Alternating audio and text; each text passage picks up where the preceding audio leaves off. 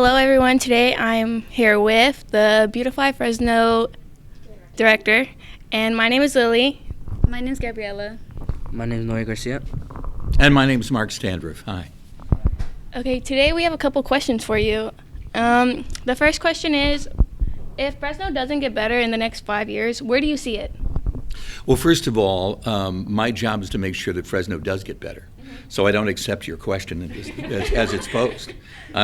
Because let me explain a little bit about Beautify Fresno. It's a department of the city of Fresno that was started by Mayor Jerry Dyer in January of 2021. His goal was to try to create a department that was focused specifically on doing everything we could to make Fresno a cleaner, greener, more beautiful place to live. The reason that became a priority for him is because he was traveling around the city and seeing the challenges that we have with blight, with trash and litter, with graffiti. And so with that, he felt that if we change our attitude and make it a priority, that we tell folks that we don't accept the status quo anymore, and that with our attitude change, we also provide accountability, saying the city is now going to provide resources that will do everything we can to try to make sure that we're improving the overall quality of life in our city.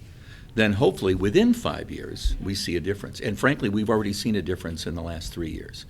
We have removed over 3,000 tons of trash. If you do the math, because a ton is 2,000, how many pounds is that? 6,000? No. 60? Wait, repeat the question? Okay, so it's 3,000 tons, Yeah. and a ton is 2,000 pounds.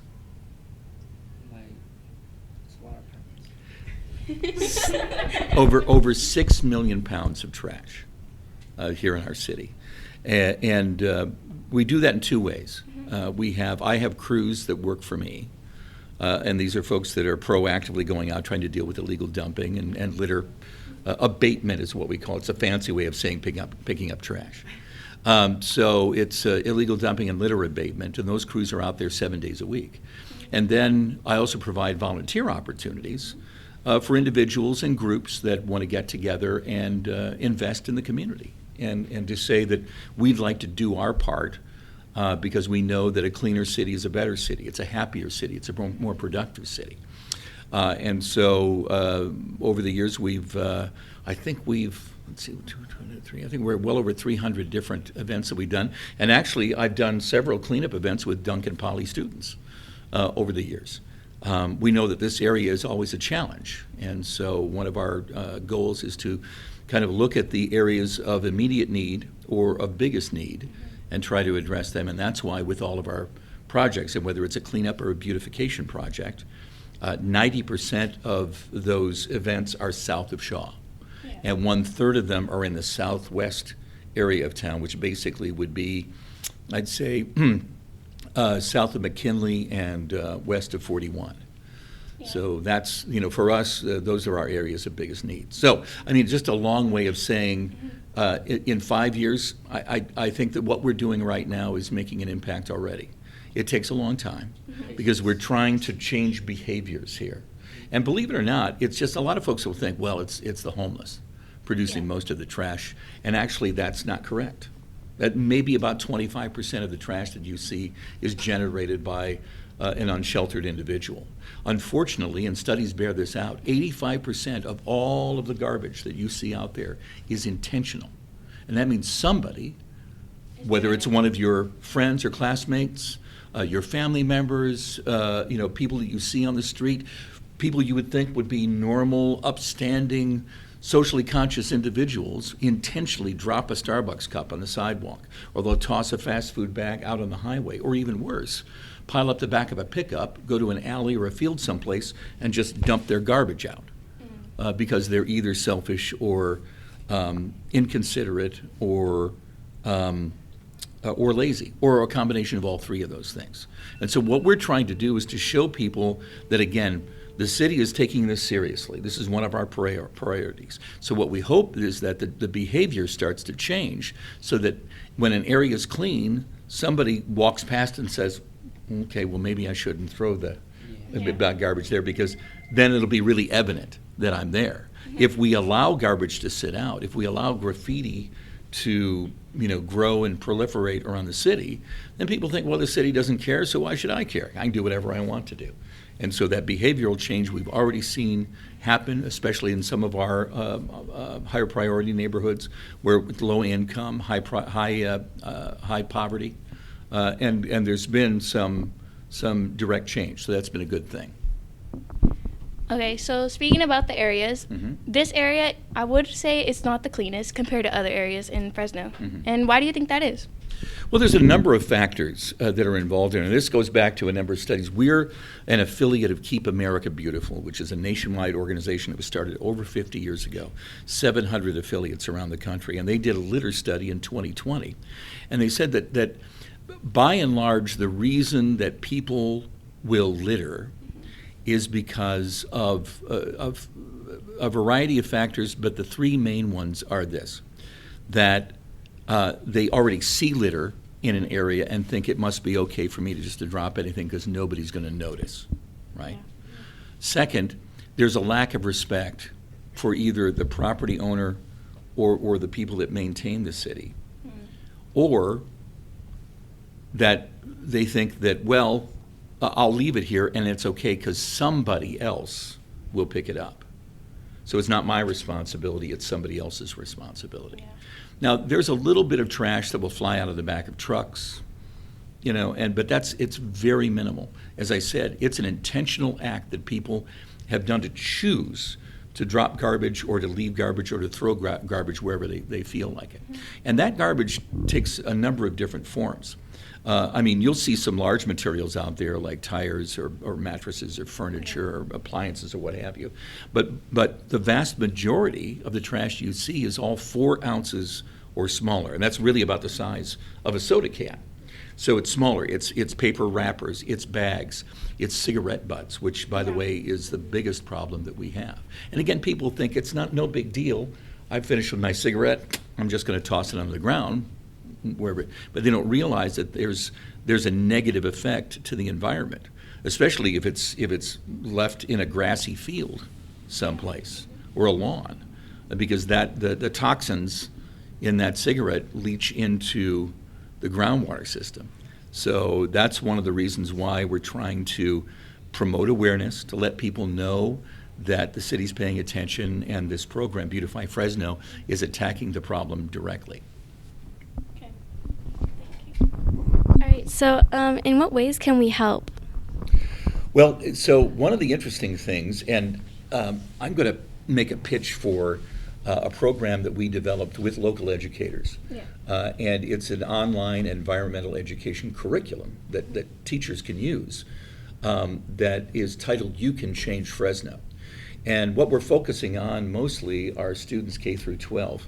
And the thought was, when we were talking to focus groups of students, a lot of the things that they told us is that they felt frustrated or inadequate or angry that they didn't have a lot of control over what happens around them. Yeah. But we thought, okay, but if we say to you, okay, I can't change the fact that I can't drive until I'm 16. I can't change the fact that my parents make me do my homework before they'll let me play games or watch TV, right? Yeah. But I can change how my neighborhood looks or how my school looks. And so by picking up this piece of trash, and again, we see studies that the average person is responsible for about 152 pounds of litter per year. Yeah. If I'm responsible and I can make sure it goes in the right trash can or recycling can, or now we're having to deal with things like organics, so with food waste, to make sure it goes in the proper receptacle, that little bit makes a huge impact on the community. Because if you get enough people doing that, enough students that are saying, hey, if we kind of all just go around, we don't even have to have a cleanup event. We can just take care of the materials that we're responsible for. So that if I go to a place like McDonald's and I've got a bag and a cup afterwards, or you go to Starbucks or what have you, I make sure that goes into the garbage so that people who are, whose business it is to take care of those things can make sure it gets into the proper areas and it's disposed of in a sensible and environmentally conscious way. right? So those are just the little things that you can do. But at the same time, you can also establish some kind of project or system that's here, whether it's setting up a recycling bin that a group of students can just kind of maintain or to oversee to make sure it gets emptied on a regular basis. Beautify Fresno actually has a number of clubs around the city. We represent each one of the 4 school districts, so that's Fresno, Clovis Central, and Sanger Unified. They're groups K through 12. And what they do is, in addition to coming and taking part in one of our cleanup events, they'll actually set up a project where, much like you've done with taking trash and turning it into art, they've done things like not just campus cleanups and removing graffiti, like painting over graffiti, but we've done tree planting, we've done mural painting. We went around the neighborhood and had the students actually repaint some of the street numbers on the curbs. We've built community gardens on campus so the students then can help to tend and provide vegetables and herbs for students to be able to use. And then Fresno High School actually did a fashion show called Sustainable Beauty last year, where all of the students used recycled materials and garbage and designed, built, and modeled these outfits, whether they were dresses or jackets or pantsuits or shawls or what have you. So those kind of projects are things that Beautify Fresno will help you with. It's if you belong to if you have a club that's established, let's say here at Duncan Poly, we provide all of the materials for you. So there's no cost to the students, the teachers, the school, or the parents. Right? We work with you. The students organize the idea. They develop the idea. They promote the idea amongst their school community, and then they actually run the event once that goes on. And again, it's just an opportunity for students to start to say, okay, look, I've done something that's a tangible solution. That's one of the great things about my job, is that every single day I see something good happening from what either me or my crews are doing, or the volunteers that we have out.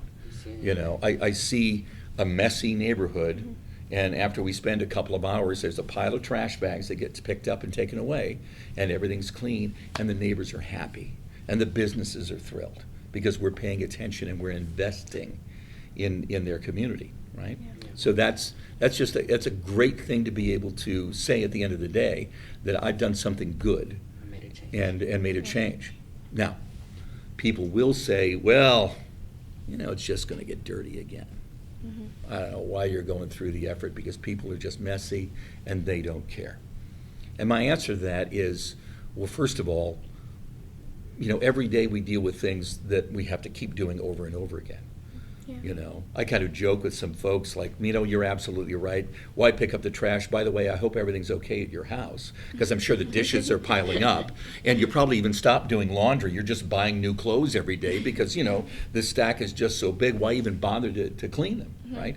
We do it because it's part of the social contract that we have living in a community. As residents, we not only have a responsibility to take care of our own needs and our own, dispose of our own waste, but we're also responsible in a way to see where other problems are and to say, I can help you with that.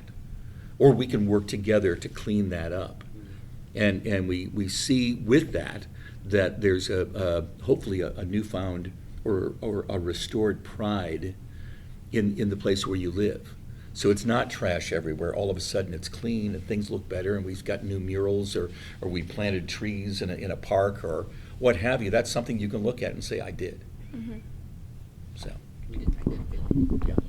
And then, as the director of Beautify Fresno, what are some ways that you help to make the community clear? Well, the biggest part of my job is to try to stay out of the way of people who are raising their hands to say, I want to help. So, it's one thing for me to manage a group of, so I've got roughly about 7 crews, and that's going to grow this next fiscal year for the city into probably 8 or 9 more crews that are, not more, but a total of 8 or 9 crews. So I've got 24 employees that go out and they clean every single day, and they remove graffiti every single day. But for the volunteer events, all I'm doing is I'm kind of the the ringmaster at a circus, right? And so we'll have, like, for instance, this weekend we've got total of 4 different cleanups that are going on. We're going to be in Chinatown with about 100 volunteers. And then I've got smaller groups. Memorial High School is doing something. They're cleaning up around their campus for a freshman retreat. I've got Cup of Joy, which is a coffee house. Their drive-through location on Cedar, their employees are going to get out and just kind of clean around the neighborhood. And then Martin Park, which is a nonprofit, is going to be out near Webster Elementary School, which is near Olive and First. And they're just going to do a neighborhood cleanup. So we'll probably have about 200 employees, volunteers that are out there. And so my job is to kind of help them organize and to make it as easy as possible for people to say, yes, I want to help. And so that's why we provide all the safety vests and the gloves, the paper pickers, the trash bags. We'll pick up all the trash afterwards. So if anybody wants to help, all they have to do is sign up, show up, and clean up. That's it. And it's 2 hours out of their Saturday morning. They still got the rest of the weekend to get out there and enjoy, a Saturday afternoon, evening, and all day Sunday. But they've done something good for the community, something that they can look at and say, I made a difference. And so that's really what my job, and I got the best job in town, trust me, because everybody's happy when I show up, and everybody's even happier when I leave, because there's something good has happened, right? Right. Another question that we had for you is there any laws enforced for dirty neighborhoods? Yes. So, but they're mostly, it's not so much for littering. Yeah. It's for illegal dumping. So for instance, if we catch somebody that has, dumped a whole bunch of stuff in an alleyway or in a vacant lot or in a field someplace like that, or even just along the street, because we've had that happen. That'll happen along, I forget what this street is over here. Is it Barton?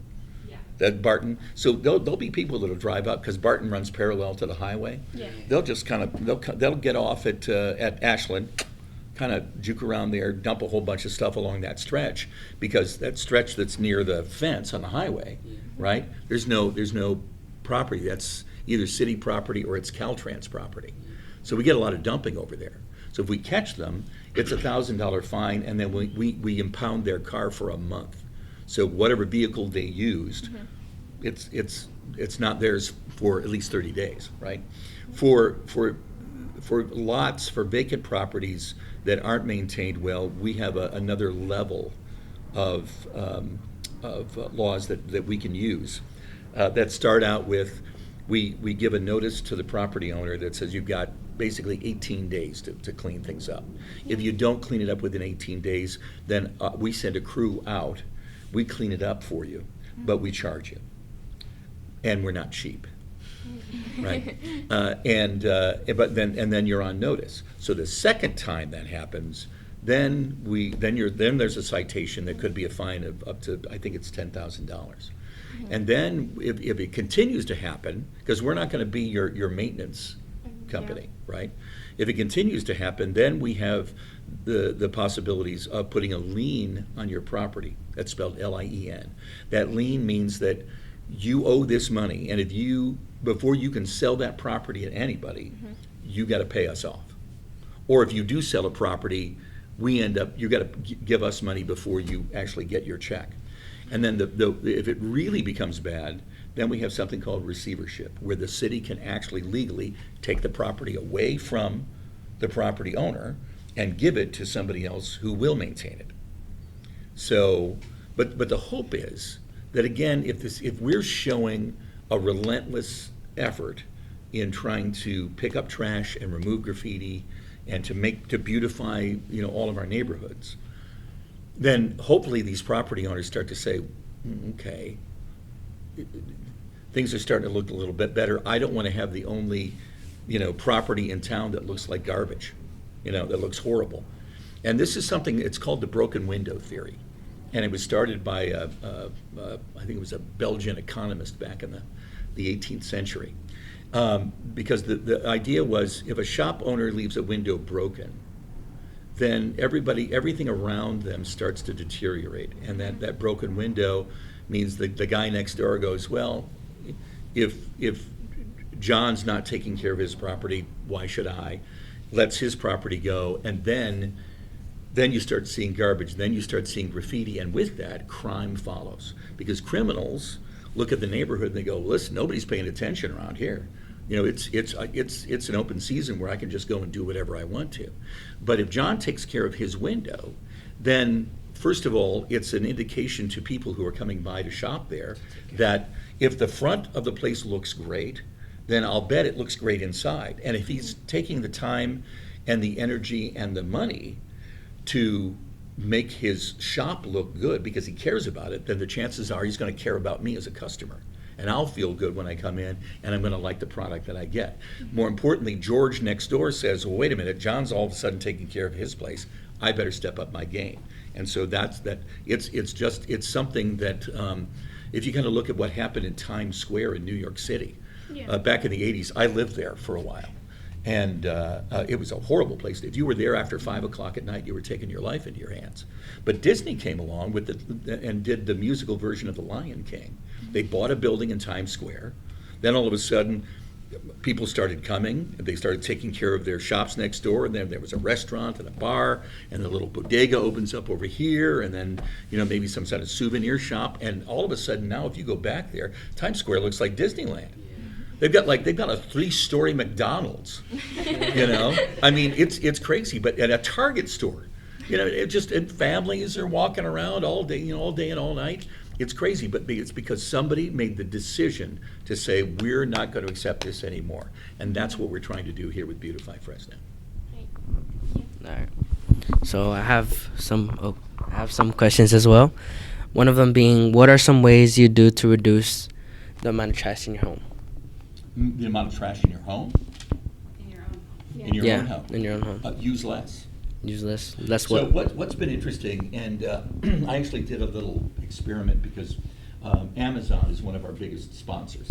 Yeah. And so we do a big thing every year where we bring all their managers out. And we do a cleanup in the area. And I told them, I said, when you're out there, I want you to count the number of Amazon boxes that you see that have been thrown away in a field or in a parking lot someplace. And they were astounded. And obviously the amount of garbage that comes to your home, because now with COVID, it became easier to shop online. DoorDash and Grubhub and all these other things, where now all of a sudden you got bags of food that are being delivered. The idea is, if you use less or you find ways to be more efficient in what you use, and more importantly, try to find ways where you're not using plastic. Because plastic is the hardest thing for us to get rid of. Almost everything can be repurposed. We get tires, they can be either ground up and used for other things, melted down or repurposed. Metal the same way, glass the same way, but plastic, it's tough. And there's a lot of it that because it goes into landfills or it just ends up kind of floating around, it ends up in the ocean. And there are huge floating, things as big as islands of floating plastic. So just think about, okay, how do I use less? How do I be more efficient with what I buy? So instead of buying one Amazon package every day, so there's a different box that shows up every day, do it all at the same time so it all comes in one box, right? Yeah. Try not to use bottled water. Buy a little travel mug, and use that. So you're not constantly using the plastic bottles. Eat at home more, and cook your own food. Instead of getting takeout. Yeah. And I can tell you, there's nothing, because I love to cook. Yeah. And even if I'm tired, if I come home, I'm thinking, I don't really feel like cooking, but I learned how to make omelets, right? I'm telling you, it takes getting the ingredients together, putting it in a pan, and then cooking it. Takes a max of about 2 minutes. It's the easiest thing to make. It's delicious. If you want to fancy it up, you throw a little cheese, chop a couple of chives, whatever. But you mix it up in the bowl, you whip it in there, and it's amazing, and it's delicious.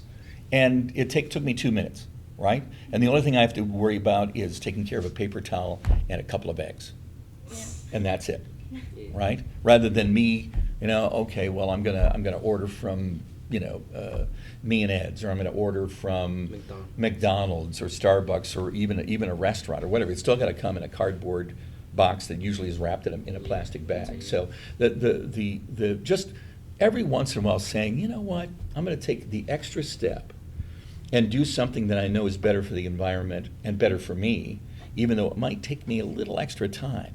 But that's what amazes me about the times where we drive around and I'll see trash that's sitting literally 2-3 feet away from a trash bin.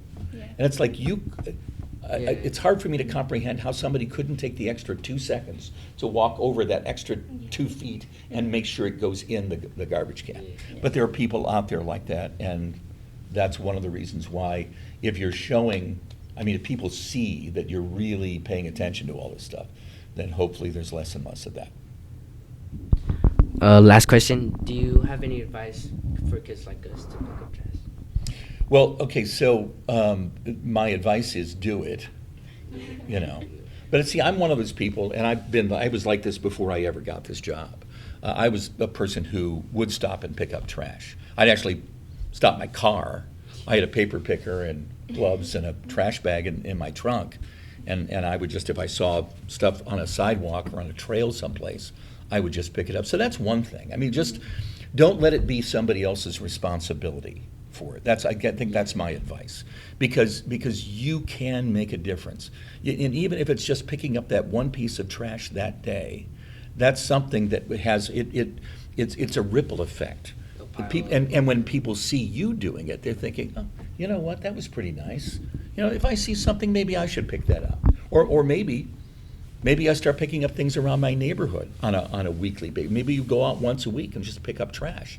And the more that we see people investing in their communities, doing good things, doing nice things, excuse me, for others, the more that they get the sense is, yep, excuse me, maybe I should raise my hand and do it myself too.